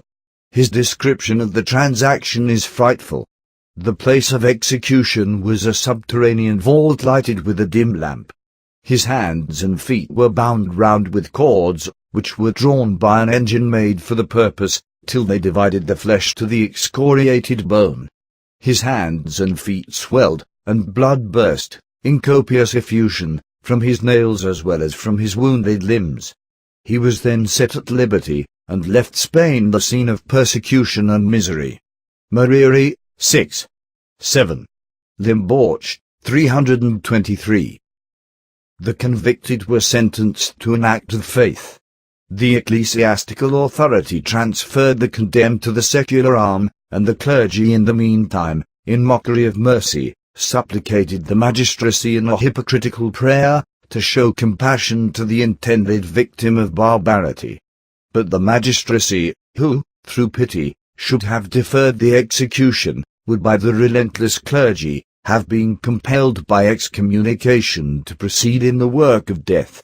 The heretic, dressed in a yellow coat variegated with pictures of dogs, serpents, flames, and devils, was then led to the place of execution, tied to the stake, and committed, amid the joyful acclamations of the populace, to the flames. Such has been the death of myriads. Torquemada, on being made Inquisitor General, burned alive, to signalize his promotion to the Holy Office, no less than 2,000 of these sons of heresy. And Lefizoit publicement Brulaviv. Mariana. 4. 362, 365. Delen. C. 28. Mariri, 5. 130. The Inquisition, in all its horrors, was founded and fostered by the whole Romish Church or Popish hierarchy. Several Popish kingdoms indeed deprecated and expelled this enemy of religion and man. The only places in which this tribunal, prior to the Reformation, obtained a permanent establishment, were Languedoc, and in modern times Spain, Portugal, and Goa. The Holy Office, with all its apparatus of inquisitors, qualificators, families, jailers, dungeons, racks, and other engines of torture, was driven, with indignation and ignominy, out of the Netherlands, Hungary, France, Germany, Poland, and even Italy. The Neapolitans and Romans expelled the inhuman nuisance with determined resolution. Spain itself, notwithstanding its red-hot persecutions, witnessed a scene of a similar kind. The citizens of Cordova, on one occasion, rose in insurrection against this infernal tribunal, stormed the palace of the Inquisition, pillaged its apartments, and imprisoned the jailer. Mariana, 5. 535, 572. Giannon, XXXII. 5. Thwin. 1. 788. Paolo, 1. 444. L2. 57, 566. All this opposition, however, was the work, not of the priesthood, but of the people. The populace dreaded its horrors, deprecated its cruelty, and therefore prevented its establishment. The clergy, on the contrary, have, with all their influence, encouraged the institution in all its inhumanity. The Pope and the prelacy, who, in the Romish system, are the Church and possess infallibility, have, with the utmost unanimity, declared in favor of the Holy Office. No Roman pontiff or popish council has ever condemned this foul blot on pretended Catholicism, this gross insult on reason and man. The Inquisition, beyond all other institutions that ever appeared in the world, evidences the deepest malignancy of human nature. Nothing, in all the annals of time, ever exhibited so appalling and hateful a view of fallen and degenerate man, demoralized to the lowest ebb of perversity by Romanism and the Popedom. No tribunal, equally regardless of justice and humanity, ever raised its frightful form in all the dominions of heathenism or Mohammedanism, Judaism or Christianity. The misanthropist, in the contemplation of the Holy Office, may find continual and unfailing fuel for his malevolence. He may see, in its victim, the wretchedest sufferer that ever drained the cup of misery, and in the inquisitor, the hatefulest object, Satan not exempted, that ever defiled or disgraced the creation of God. No person, in a future world, would own an inquisitor, who dies in the spirit of his profession, but the devil, and no place would receive him but hell. Such is a faint view of the persecutions which distracted Christendom, from the accession of Constantine till the era of the Reformation. The third period occupies the time which intervened between the Reformation and the present day. This long series of years displays great variety. Its commencement was marked by persecution, which was afterwards repressed by the diffusion of letters, the light of revelation, and the influence of Protestantism. The popish clergy and kings wielded the civil and ecclesiastical power against the Reformation, during its rise and progress. The whole Romish hierarchy, through the agency of theologians, popes, and councils, labored in the work of persecution. The theologians and historians, who have prostituted their pen for the unworthy purpose, have been many. From this multitude may be selected Benedict, Mariana, Bellarmine, Dens, the College of Reims, and the Universities of Salamanca and Valladolid. Benedict the Dominican, in his History of the Albigenses, approves of all the inhumanity of the Holy Office and the Holy Wars. The Inquisitor and the Crusader are the themes of his unqualified applause. Mariana the Jesuit, in his History of Spain, has, like Benedict, eulogized persecutions and the Inquisition, though these, he admits, are innovations on Christianity. The historian recommends fire and sword, when mild means are unavailing and useless. A wise severity, in such cases, is the sovereign remedy. Il faut recourir au ferreto ferens les morts, a les remèdes lents sont inutiles.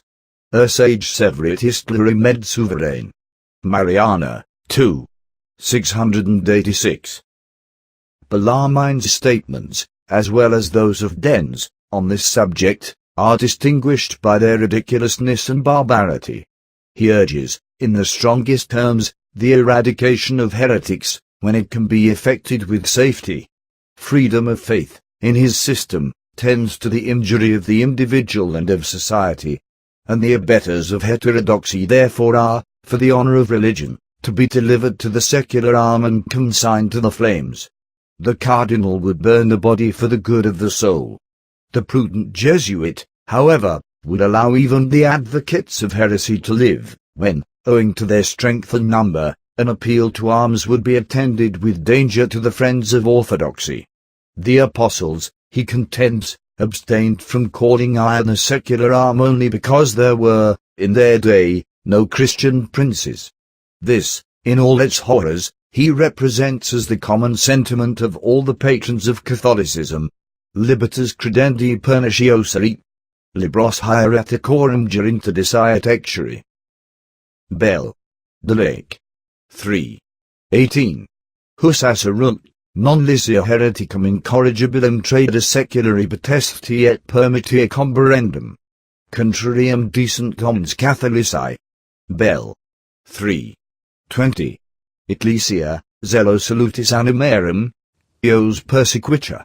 Sant procured abio extirpandi. Bellarmine. 1. 1363. Heretici notarii privantia sepultura ecclesiastica. Venerarium temporalia sunt ipsoja confiscata. Exilio, carcia, etc. merito afficientia.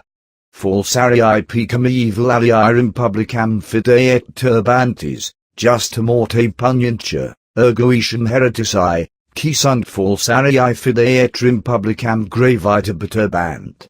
Dens, 2. 88, 89.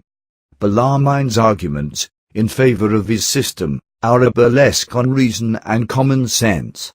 Dens, patronized by the Romish clergy in Ireland, follows Bellarmine. He would punish notorious abettors of heresy with confiscation of property, exile, imprisonment, death, and deprivation of Christian burial.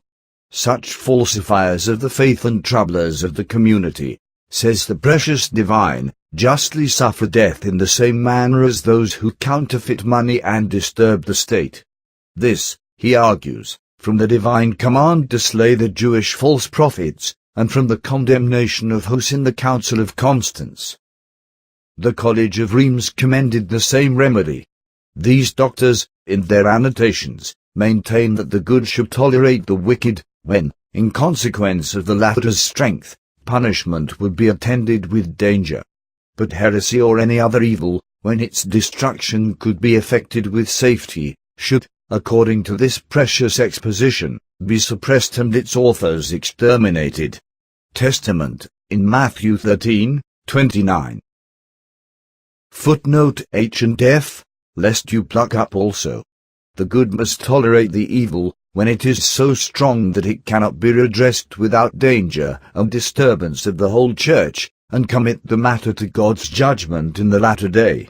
Otherwise where ill men, be they heretics or other malefactors, may be punished or suppressed without disturbance and hazard of the good, they may and ought by public authority either spiritual or temporal to be chastised or executed. Annotation on Matthew chapter 13, verse 29, from the Rheims New Testament by the English College at Rheims. 1582. View this Roman Catholic edition of the Bible online at hailonfire.com. Such is the instruction, conveyed in a popular commentary on the Gospel of Peace and Goodwill to Man. The University of Salamanca followed the College of Rheims. The doctors of this seminary, in 1603, maintained the Roman pontiffs' right to compel, by arms, the sons of apostasy and the opponents of Catholicism. The theory taught at Salamanca was also inculcated by the professors of Valladolid. Rheims. Major. 3. 595.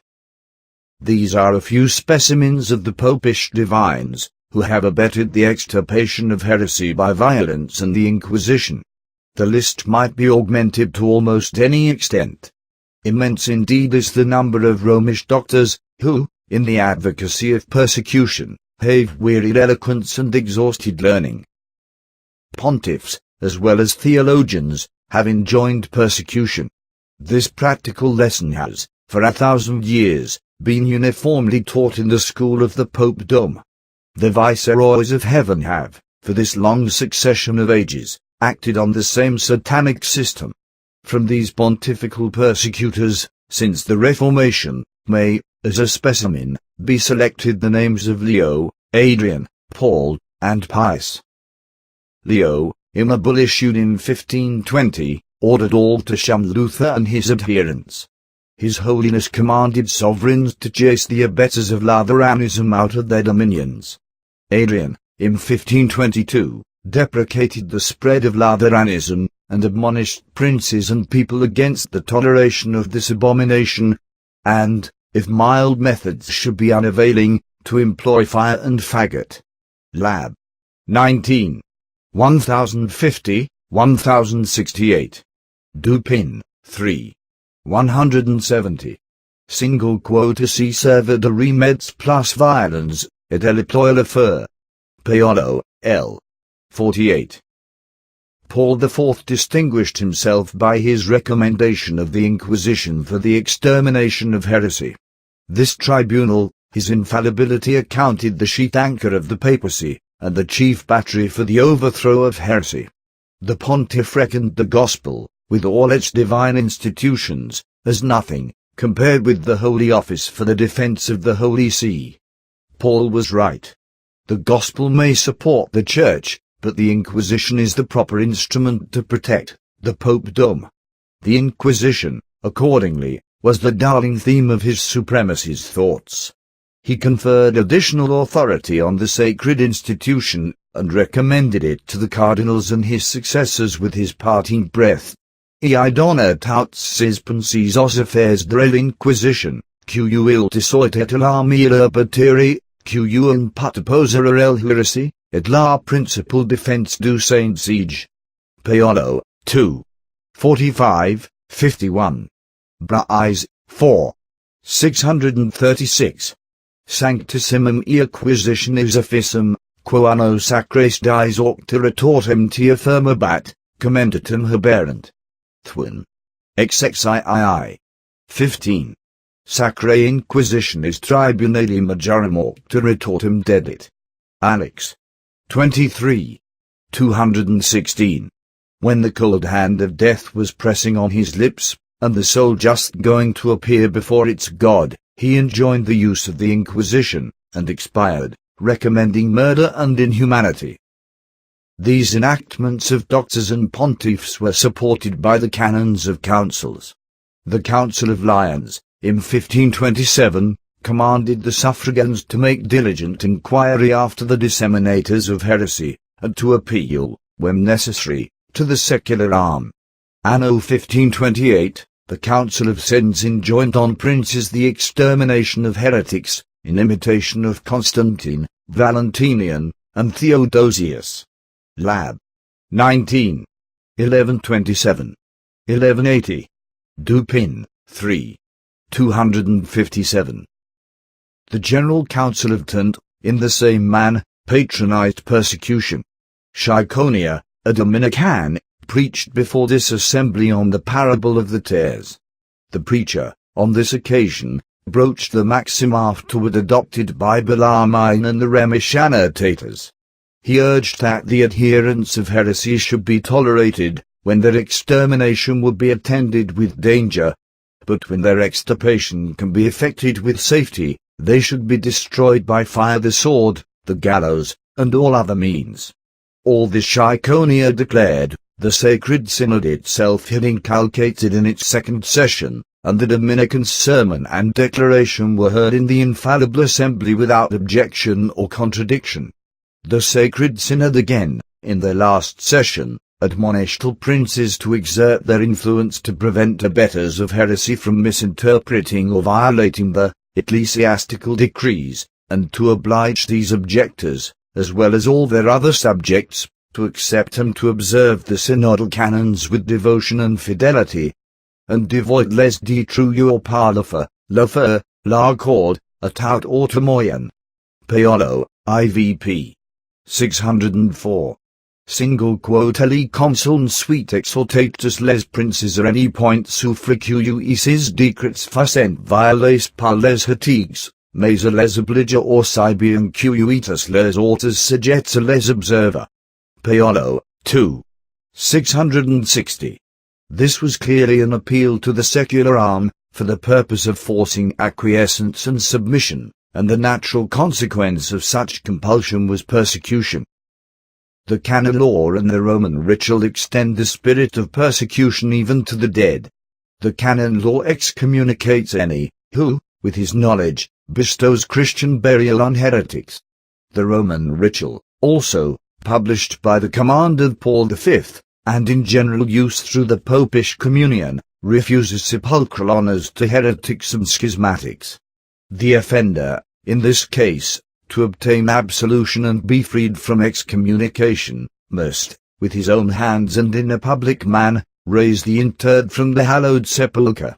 He must, to be uncursed, unearth the mouldering remains of the corpse, and violate, by an act of horror, the sanctuary of the tomb.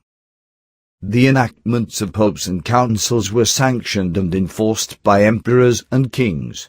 Charles V, Emperor of Germany and King of Spain and the Netherlands, persecuted the friends of the Reformation through his extensive dominions.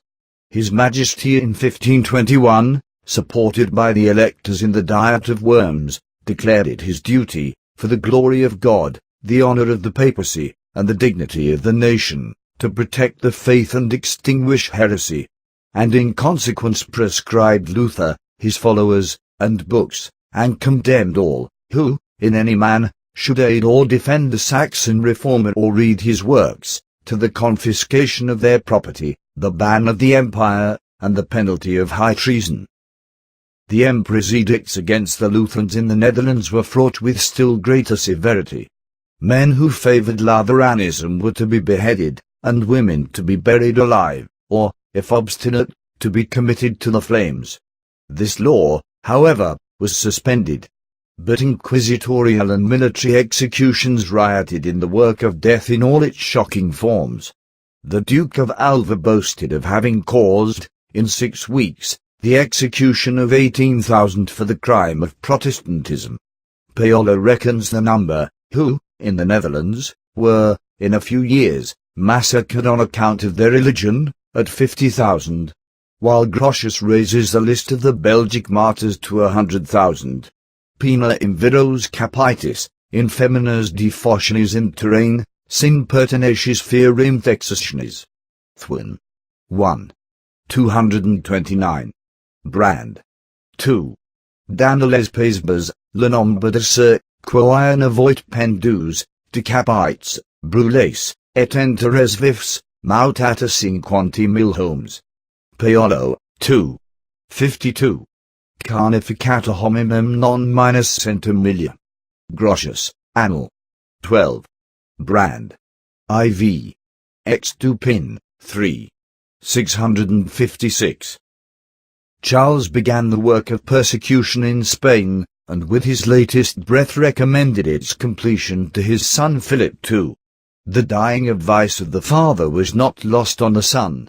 He executed the infernal plan in all its barbarity, without showing a single symptom of compunction or mercy. His Majesty, on his arrival in Spain, commenced the work of destruction. He kindled the fires of persecution at Valladolid and Seville, and consigned the professors of Protestantism without discrimination or pity to the flames. Among the victims of his fury, on this occasion, were the celebrated Pontiffs, Gonzalvas, Venia, Virosia, Cornelia, Bohorquia, Egidio, Losado, Arellon, and Arias. 38 of the Spanish nobility were, in his presence, bound to the stake and burned. Spectant ipso Filippo, XXXVII expressipu regionis nobilitate Paulis alicti cremti sunt. Thwin. XXII. 14. Dupin, 3. 655. Philip was a spectator of these shocking scenes, and gratified his royal and refined taste with these spectacles of horror. The Inquisition, since his day, has, by relentless severity, succeeded in banishing Protestantism from the peninsula of Spain and Portugal. Francis and Henry, the French kings, imitated the example of Charles and Philip. Francis enacted laws against the French Protestants, and ordered the judges, under severe penalties, to enforce them with rigor. These laws were renewed and new ones issued by Henry. His Most Christian Majesty, in 1549, entered Paris, made a solemn procession, declared his detestation of Protestantism and attachment to Popery, avowed his resolution to banish the friends of the Reformation from his dominions and to protect Catholicism and the ecclesiastical hierarchy. He caused many Lutherans to suffer martyrdom in Paris, and lent his royal assistance in person at the execution. "Ce prince fit executat lusures lavius a Paris, os supplices disquels il volut assistalium. Tu veloit exterminadet aut sun royaume les nouveaux heretics." Paolo, 1. 484. Thwin. 6. 4. 10. Henry, like Philip, had, on this occasion, an opportunity of indulging the refinement and delicacy of his taste, in viewing the expiring struggles of his heretical subjects in the pangs of dissolution. Instances of French persecution appeared in the massacres of Mirandole, Orange, and Paris. The massacre of Mirandole, planned by the King of France and the Parliament of Aix, was executed by the President Popedom. The President was commissioned to slay the population, burn the towns, and demolish the castles of the wilderness.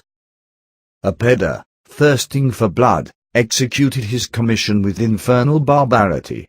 The appalling butchery has been related by the popish historians, Goffredus, Mariri, Paolo, and Thuanus with precision and impartiality.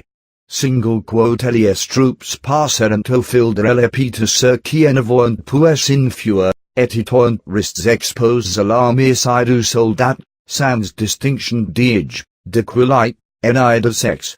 On why massacre plus the 4,000 persons. Paolo, 1. 190. The president slaughtered more than 3,000 Waldenses, who, from age to age, have been the object of papal enmity.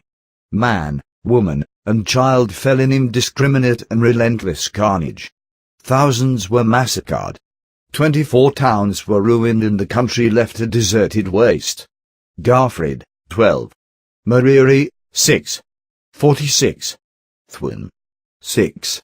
16. The massacre was so appalling that it excited the horror even of Goffredus, the Roman historian of these horrid transactions. The men, women, and children, in general, at the approach of the hostile army, fled to the adjoining woods and mountains. Old men and women were mixed with boys and girls. Many of the weeping mothers carried their infants in cradles or in their arms, while the woods and mountains re-echoed their groans and lamentations. These were pursued and immolated by the sword of popish persecution, which never knew pity. A few remained in the towns and met a similar destiny. 60 men and 30 women surrendered in Capraria, on condition that their lives should be spared, and, notwithstanding plighted faith, they were taken to a meadow and murdered in cold blood. 500 women were thrown into a barn, which was then set on fire, and when any leaped from the windows, they were received on the points of spears or halberds. The rest were consumed in the flames or suffocated with the smoke. The women were subjected to the most brutal insults. Girls were snatched from the arms of their mothers, violated and afterward treated with the most shocking inhumanity. Mothers saw their children murdered before their face, and were then, though fainting with grief and horror, violated by the soldiery. The champions of the faith forced the dying women, whose offspring had been sacrificed in their presence. Cruelty succeeded violation. Some were precipitated from high rocks, while others were put to the sword or dragged naked through the streets. Foemenia furentibus violate, et satiatal abidine tan crudite habite, ut pleric, civ ex animo era, civ fame et cruciatibus perierint. Thwin. 1. 227. Cruort alajusca viola desfams murantes, et diotas, alavertis quels on avoita gorgelers infans. Garfred, 2. 480. Elias troops e presavoir implict out les pays the crimes at the debauches. Paolo, 1. 190. The massacre was not merely the work of Popedom and the soldiery, but approved by the French king and parliament, and afterward by the Popedom, and all, in general, who were attached to Romanism. Francis and the city of Paris heard the news of the massacre with joy, and congratulated Popedom on the victory. The Parliament of I also, actuated, like the French monarch and nobility, with enmity against Waldensianism, approved of the carnage, and felicitated the president on the triumph. The rejoicing, on the occasion, was not confined to the French sovereign and people. The Pope and his court exulted. The satisfaction which was felt at the extirpation of Waldensianism was, says Garfred, in proportion to the scandal caused by that heresy in the Church, by which the historian means the Popedom. The friends of the papacy, therefore, according to the same author, reckoned the fire and sword well employed, which extinguished Waldensianism, and forgot nothing that could immortalize the name of Popedom. Paul IV made the president Count Palatine and Knight of St. John, while the partisans of Romanism styled the monster, the defender of the faith, the protector of the faithful, and the hero of Christianity. To Sir de l'arca feliciterent le premier président de sa victoire. Rome et l'arca du pape y prenant le part. Sur la trouvant le ferret Furbian employs. Garfred. 2. 481. Ils la traiterent de défenseur de la foi, de héros de christianisme, et protecteur des fidèles. Garfred. 2. 494. The massacre of Orange, in 1562, was attended with the same horrors as that of Mirindol. This was perpetrated against the Protestants, as the other had been against the Waldensians. Its horrifying transactions have been related with impartiality by the popish historians Varillas, Brais, and Thuanus. Varillas, 3. Brai. 4. 654. Thuanus, XXXI. 11. The Italian army, sent by Pope Pius IV, was commanded by Sabellan, and slew man, woman, and child in indiscriminate carnage. Infants, and even the sick were assassinated in cold blood. Children were snatched from the embraces of their mothers, and killed with the blows of bludgeons. The work of death was carried on by various modes of torture and brutality. Some were killed with the sword, and some precipitated from the rock on which the city was built. Some were hanged and others roasted over a slow fire. Many were thrown on the points of hooks and daggers. The soldiery mutilated the citizens in such a shameful manner as modesty forbids to name. Ils prirent plaisir à couper les parties secrètes. Varillas, 1. 203. Women with child were suspended on posts and gates, and their bowels let out with knives. The blood, in the meantime, flowed in torrents through the streets. Many of the boys were forced to become Ganymedes, and to commit the sin of Sodom. The women, old and young, were violated. The ladies of rank and accomplishments were abandoned to the will of the ruffian soldiery, and afterward exposed to the public laughter, with horns and stakes thrust into the body in such a manner as decency refuses to describe. Pari multi-item rapti, et ad nefandum libidinum satiandum ab misram captivitortum abducti. Thwin. 2. 228. Single quote estames furong exposis nasal publique, avec des corns in fonces danes les parties, qui la perda defend the noma. Varillas, 1. 203. Productus mulirum cadavribus, et inerent pudendabur cornibus, et saxis, axtipitibus ad ludibrium injectis. Thwin. 2. 228.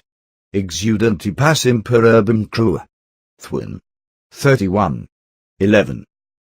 The massacre of Paris, in 1572, on Bartholomew's Day, equalled those of Mirindol and Orange in barbarity, and excelled both in extent. The facts have been detailed with great impartiality by Bossuet, Daniel, de Villa, Thuanus, and Mézeray. Bossuet, Abreg. 17. Daniel, 8. 727-740. Mézeray, 5.151-162.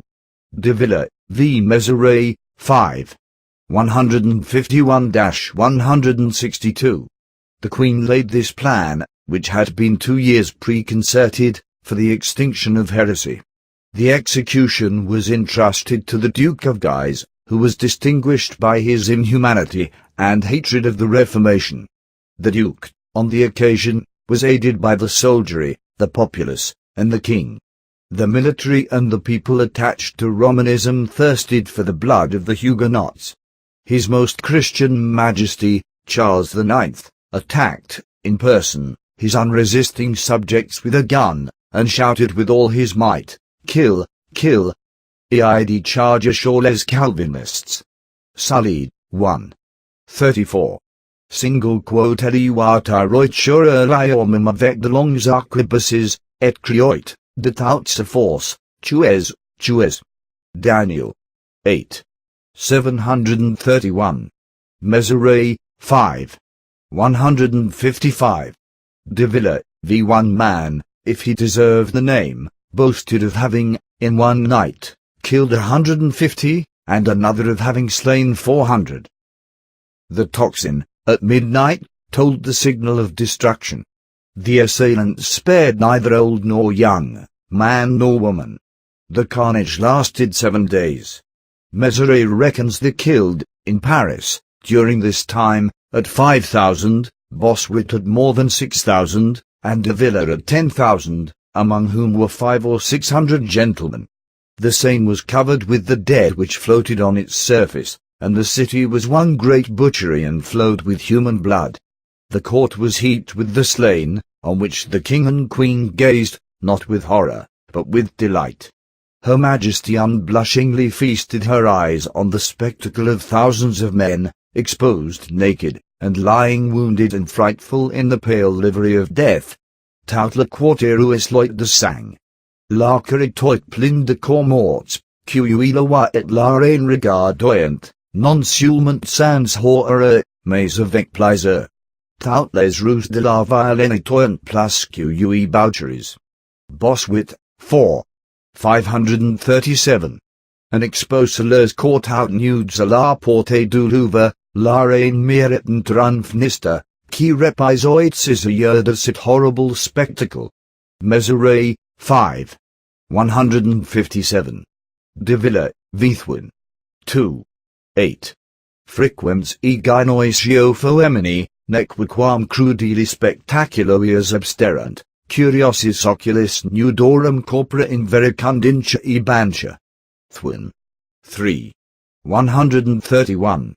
The king went to see the body of Admiral Coligny, which was dragged by the populace through the streets, and remarked in unfeeling witticism, that the smell of a dead enemy was agreeable.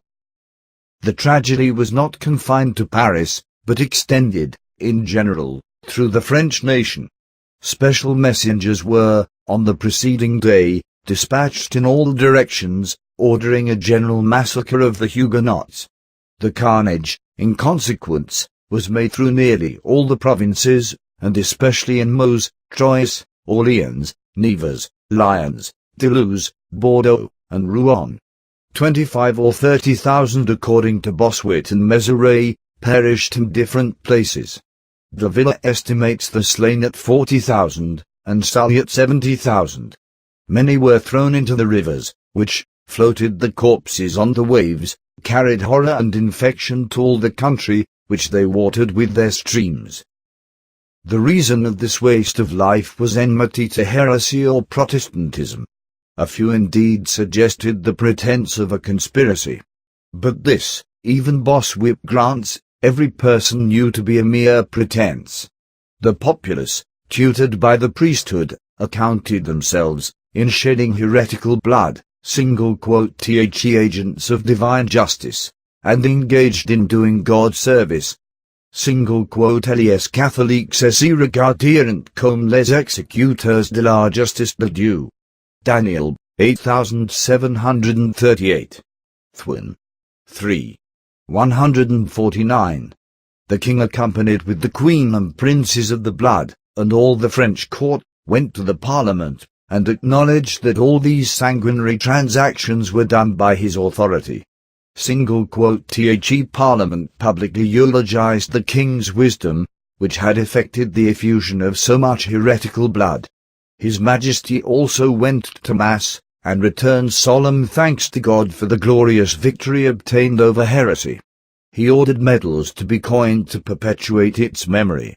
A medal accordingly was struck for the purpose with this inscription: Piety excited justice, pietas excitavit justitiam. Too fit frapper un dale occasion de la Saint Barthélemy. Daniel, 8786. Après avoir eu solennellement la messe pour immerser de la belle victoire obtenue sur el Heresy, it commande de fabriquer des medals pour en conserver la mémoire. Mezeray, 5. 160. I fremisoit malgalaiua, o recit the miltrates de truort. Sully, 1. 33. Piety, forsooth, propelled to murder, and the immolation of 40,000 people was an act of justice. Piety and justice, it seems, aroused to deeds of cruelty, the idea of which afterwards, says Sully, caused even the inhuman perpetrator Charles, in spite of himself, to shudder. The carnage, sanctioned in this manner by the French king, parliament, and people, was also approved by the Pope and the Roman court. Rome, from her hatred of heresy, received the news with unspeakable joy. The Pope went in procession to the Church of St. Louis, to render thanks to God for the happy victory. His legate in France felicitated His Most Christian Majesty in the pontiff's name, and praised the exploit, so long meditated and so happily executed, for the good of religion. The massacre, says Mezeray, was extolled before the king as the triumph of the Church. La haine de l'hérésie les fit recevoir vagabondement à Rome. Heresy rejout au Sion de Spain. Bossuet, 4545. L'arc de Rome et le conseil de Espagne auront un joy indicible de la Saint-Barthélemy. Le pape en procession à l'église de Saint-Louis, rendrait graces à Dieu et sa horreur succès, et elle fit le panégyrique de cette action sous le nom de triomphe de l'église. Mezeray, 5. 162. Salide, 1. 27. Spain rejoiced also in the tragedy as the defeat of Protestantism. This nation has ever shown itself the friend of the papacy, and the deadly enemy of the Reformation, and the Spirit, on this occasion, appeared in the joy manifested by the Spanish people for the murder of the French Huguenots. England, like Germany, France, Spain, and the Netherlands, was the scene of persecution and martyrdom. Philip and Mary, who exercised the royal authority in the British nation, issued a commission for the burning of heretics. The Queen, in this manifesto, professed her resolution to support justice and Catholicism, and to eradicate error and heresy, and ordered her heretical subjects, therefore, to be committed before the people to the flames. This, Her Majesty alleged, would show her detestation of heterodoxy, and serve as an example to other Christians, to shun the contagion of heresy. Hereticos juxta legem, ignes incendio combere deba. Precipimus, quid profactos coram populo igni committee, et incotem in redita combere facies. Wilkin, 4. 177. Orleans acknowledges Mary's rigor, and her execution of many on account of their Protestantism. In this, he discovers, the Queen followed her own genius rather than the spirit of the Church, by which he means the Popedom. This historian, nevertheless, represents Mary as worthy of eternal remembrance for her zeal. Reigned and Memoirs Eternal, Personzili. En enfit, en effet, mourut en grand nombre. Orleans, 8. p. 174, 175. Such is his character of a woman who was a modern Theodora, and never obliged the world but when she died. Her death was the only favour she ever conferred on her unfortunate and persecuted subjects. Popish persecution raged, in this manner, from the commencement of the Reformation till its establishment. The flow of this overwhelming tide began at the accession of Constantine to the throne of the Roman Empire, and, having prevailed for a long period, gradually ebbed after the era of Protestantism. The Popedom, on this topic, was compelled, though with reluctance and inconsistency, to vary its profession and practice. A change was effected in an unchangeable communion. Some symptoms of the old disease indeed still appear. The spirit, like latent heat, is inactive rather than extinguished. But the general cry is for liberality or even latitudinarianism. The shout, even among the advocates of Romanism, is in favor of religious liberty, unfettered conscience, and universal toleration. The Inquisition of Spain and Portugal, with all its apparatus of racks, wheels, and gibbets, has lost its efficacy, and its palace at Goa is in ruins.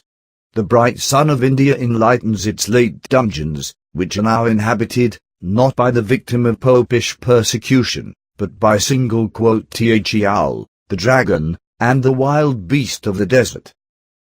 This change has, in some measure, been influenced by the diffusion of literature and the Reformation. The darkness of the Middle Ages has fled before the light of modern science, and with it, in part, has disappeared priestcraft and superstition. Philosophy has improved, and its light continues to gain on the empire of darkness. Protestantism has circulated the Book of God, and shed its radiancy over a benighted world. The advances of literature and revelation have been unfavorable to the reign of intolerance and the Inquisition.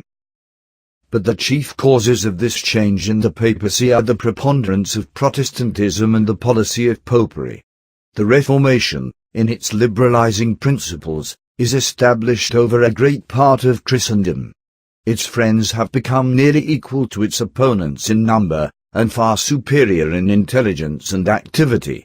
Rome, therefore, though she has not expressly disavowed her former claims, has according to her ancient policy, allowed these lofty pretensions to slumber for a time in inactivity, and yielded, though with reluctant and awkward submission, to the progress of science, the light of revelation, and the strength of Protestantism. A late discovery has shown the deceitfulness of all popish pretences to liberality, both on the continent and in Ireland.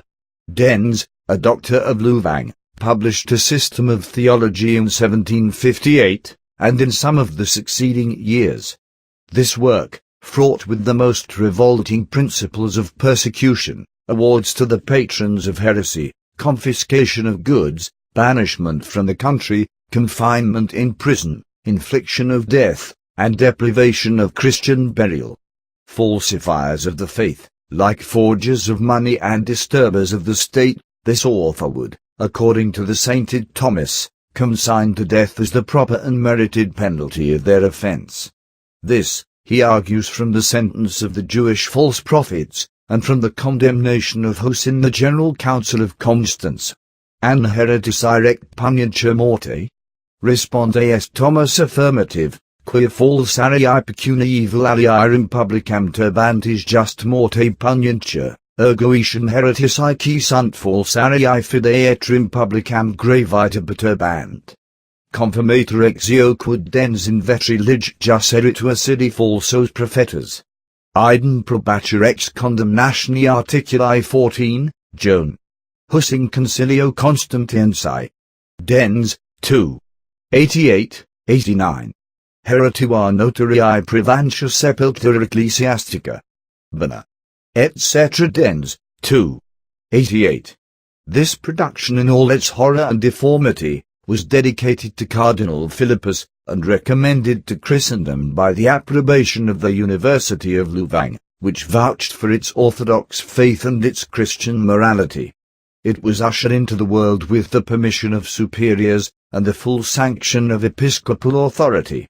Its circulation on the continent was, even in the 19th century, impeded by no Romish reclamation, nor by the appalling terrors of the Expurgatorian Index. The popish clergy and people, in silent consent or avowed approbation, acknowledged, in whole and in part, its Catholicism and morality. Dens, 4. 3. As reper nihil continere fide orthodoxi et moribus Christianis alienum. Dens, 5. 1. Horn's Protest. Mem. 95, 96. The University of Louvain, on this occasion, exhibited a beautiful specimen of Jesuitism. A few years after its approbation of Dens' theology, Pitt, the British statesman, asked this same university, as well as those of Salamanca and Valladolid, whether persecution were a principle of Romanism. The astonished doctors, insulted at the question, and burning with ardor to obliterate the foul stain, branded the insinuation with a loud and deep negation. The former, in this case, copied the example of the latter. The divines of Salamanca and Valladolid, questioned on the same subject in 1603, in reference to the war waged by the Irish against the English in the reign of Queen Elizabeth, patronized the principle of persecution, which, in their answer to Pitt, they prescribed.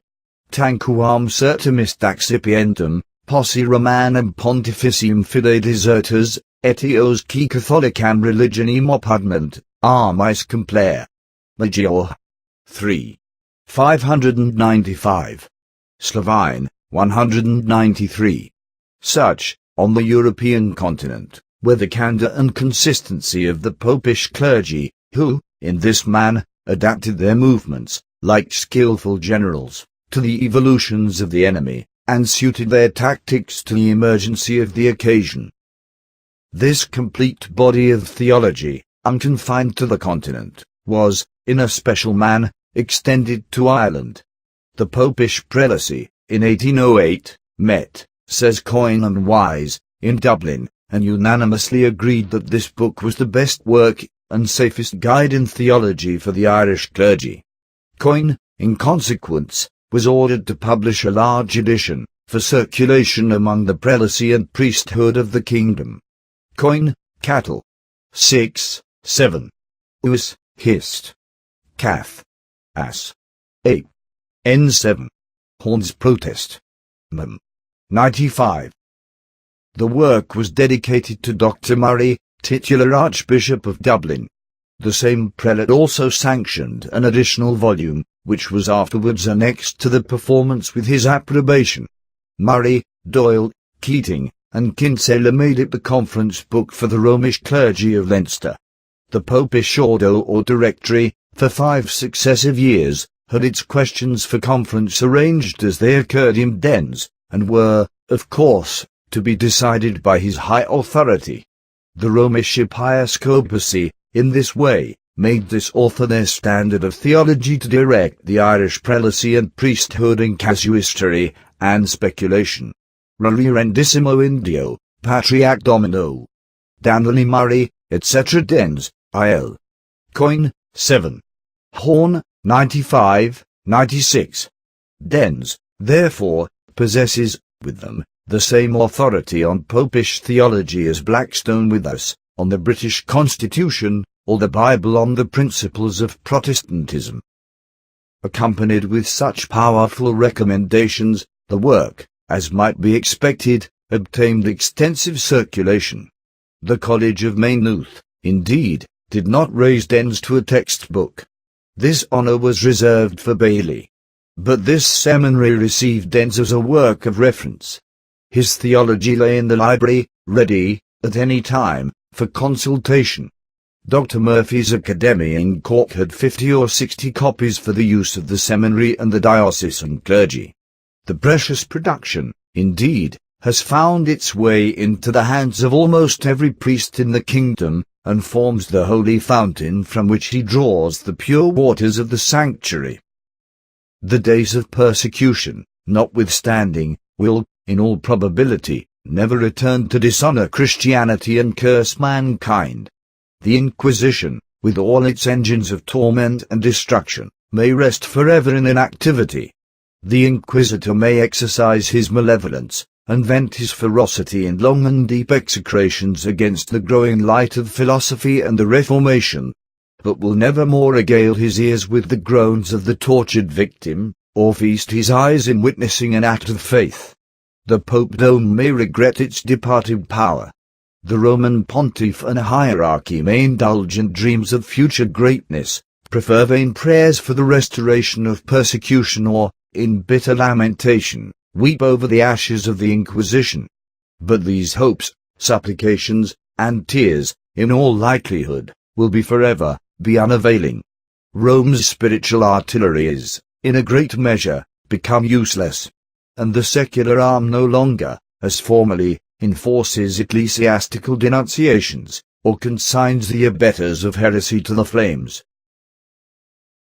End of excerpt on Heresy, The Variations of Popery, by Samuel Edgar. Visit the Hail and Fire online library and bookstore at hailandfire.com.